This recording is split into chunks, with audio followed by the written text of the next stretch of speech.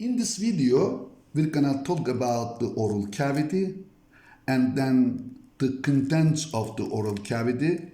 Then we're gonna talk about the oropharynx. Now, the oral cavity has two parts. One is the oral vestibule. Here is the oral vestibule, is the space between the labiums and the maxillar and mandibular teeth anteriorly, and maxillar and mandibular teeth and the cheeks laterally, or the buccales.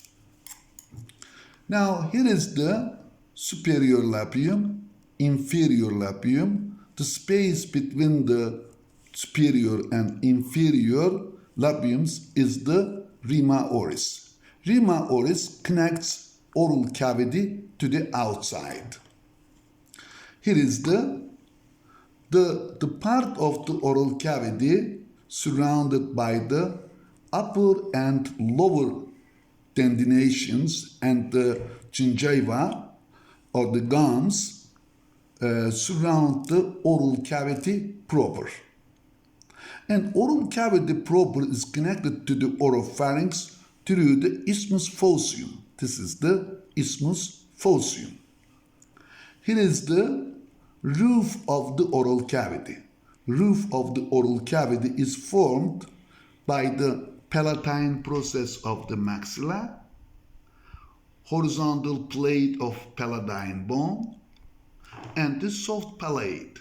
Soft palate ends up with uvula, palatine uvula, this one.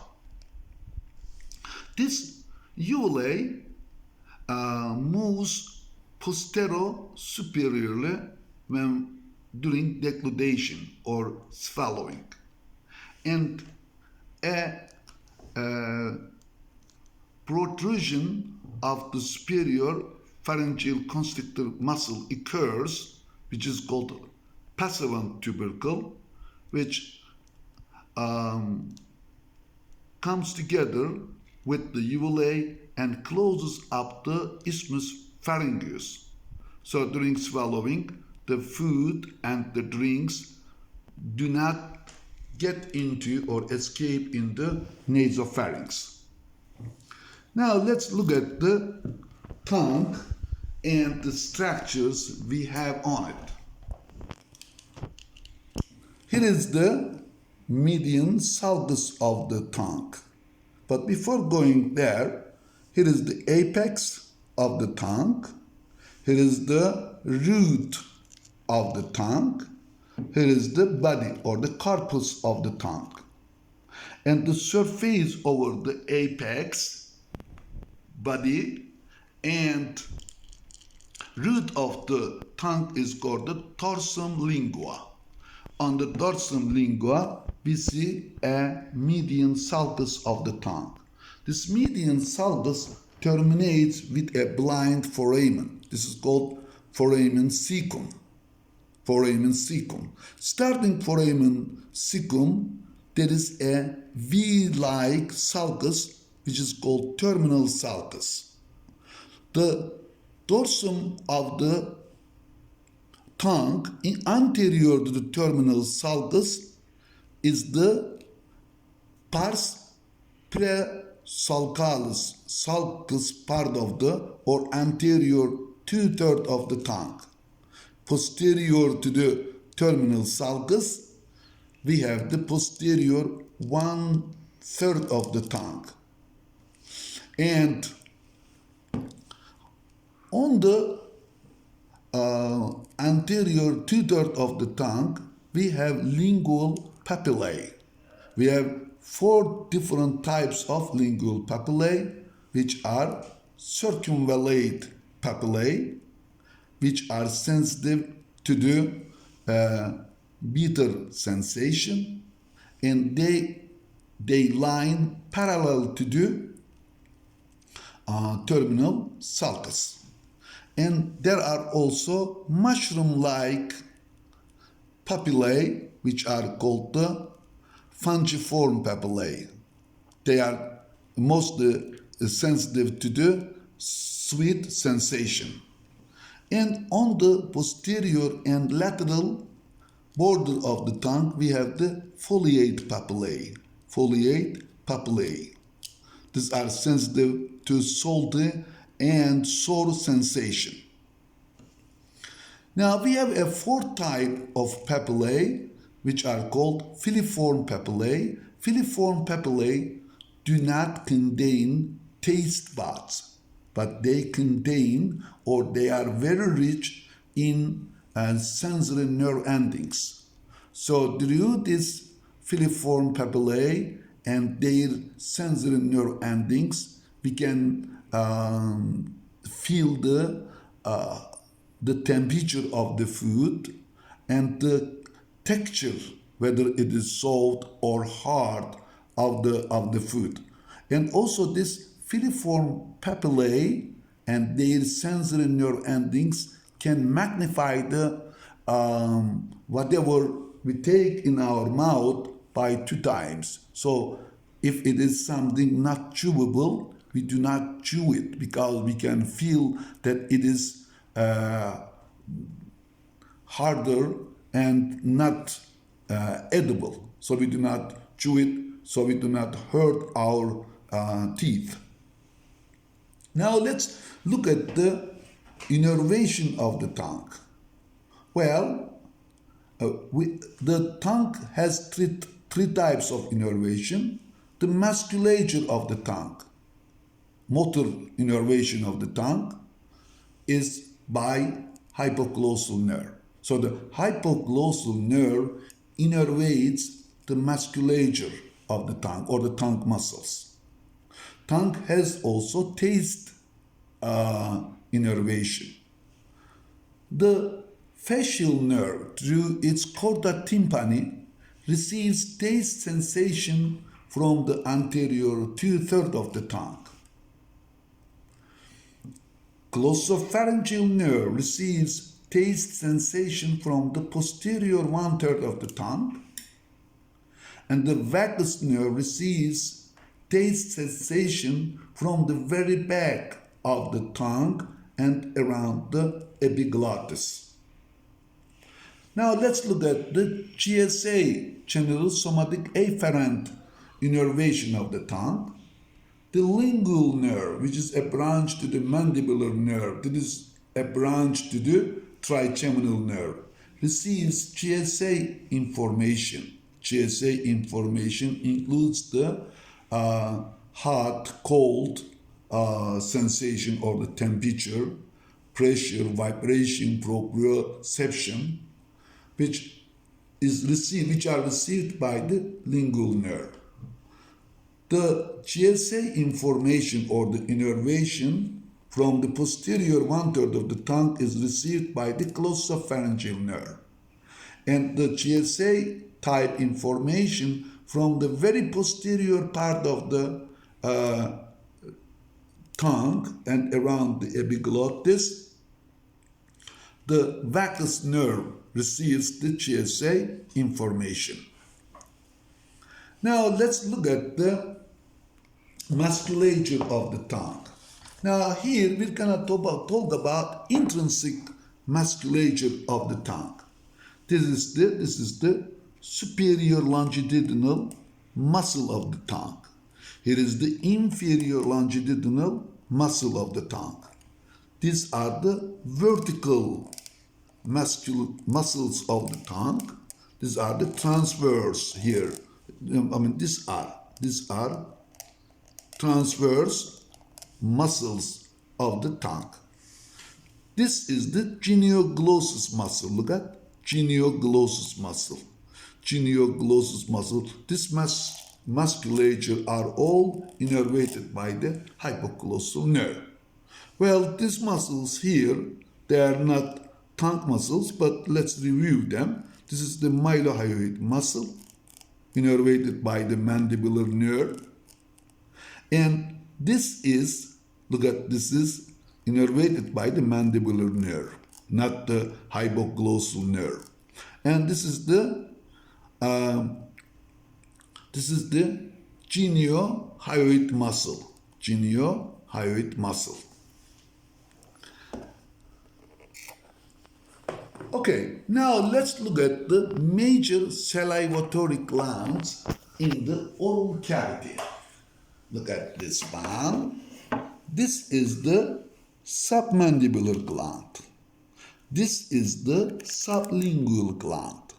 We have another major salivatory gland, that is the parotid gland. This is called parotid because it is around the ot, means the ear. You see, you have around the ear, we have the parotid gland. Here is the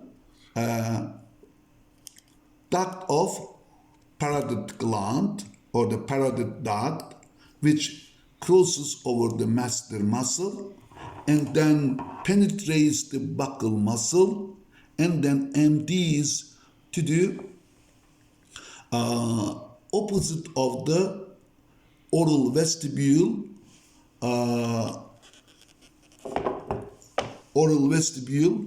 well, opposite to the second maxillar molar tooth in the oral vestibule. Now this is the submandibular duct. Submandibular duct opens into the this lingual carunculae, this one here. And this is the lingual fold, or the sublingual fold. This is the sublingual fold. This is the sublingual carunculae. Submandibular duct drains or opens into sublingual carunculae. This is the sublingual fold, which contains the openings of the excretory ducts of the sublingual gland. You see, sublingual gland has several small ducts which open to the sublingual fold.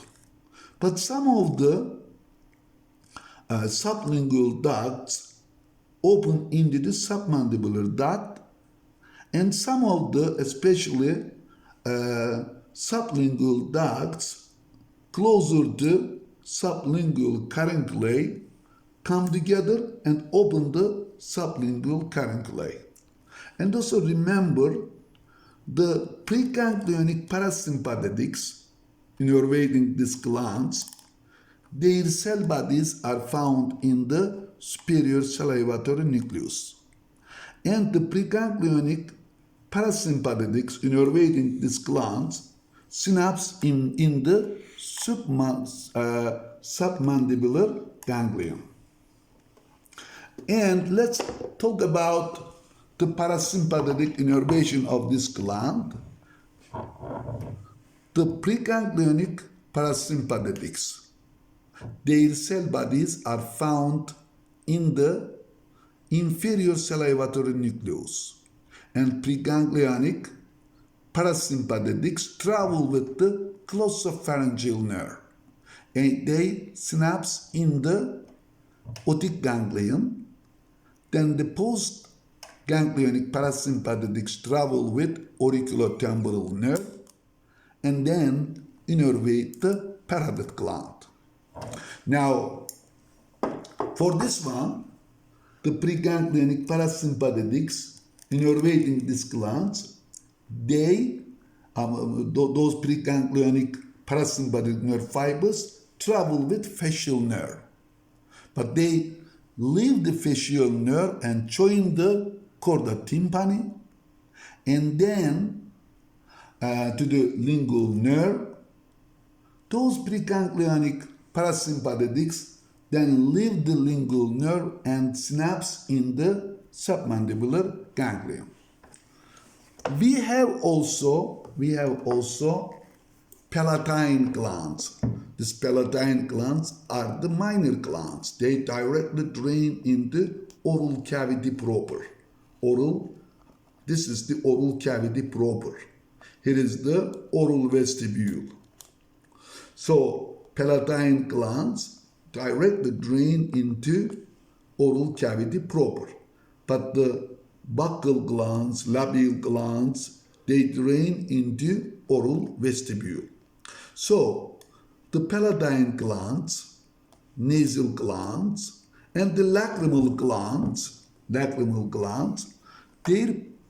parasympathetics, the cell bodies of their preganglionic parasympathetics are found also in superior salivatory nucleus. And the preganglionic parasympathetics innervating the palatine glands, nasal glands, lacrimal glands, they synapse in the pituitary-palatine ganglion. Pituitary-palatine ganglion. Now let's talk the sympathetic innervation of the oral cavity, submandibular gland, sublingual gland, parotid gland. In other words, all structures found in the head and neck region, in oral cavity, nasal cavity, orbit, in brain, the preganglionic sympathetics arise from the lateral horn of the spinal cord at T1, T2, and T3 segments. And they synapse in the superior cervical ganglion. And if somebody asks you, for example, pointing out this gland and asking you, where do the preganglionic parasympathetics innervating this gland synapse? You say superior cervical ganglion. Where are the cell bodies of the preganglionic sympathetics innervating this gland, or this gland, or this gland, or this part? You say lateral horn of the spinal cord between T1 and T3 segments. Okay, now let's look at the teeth here.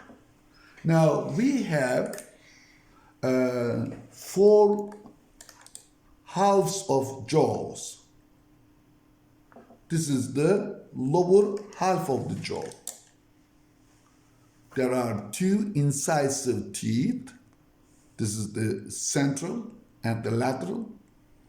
This is the canine. There is one on each jaw half. There are 2 premolar teeth. There are 3 molar teeth. So we have 8 teeth on each half of the jaw. So totally in adult there are 32 teeth. These are the gums. Here are you see the gums. And you see this is the mandibular foramen, inferior alveolar nerve, inferior alveolar artery and vein run through the mandibular canal and innervate the tendination and the gums. And those neurovascular structures come out through this mental foramen. Here is the mental foramen. Let's take this out and see what we have there. You see that? Now you see the root of the tooth.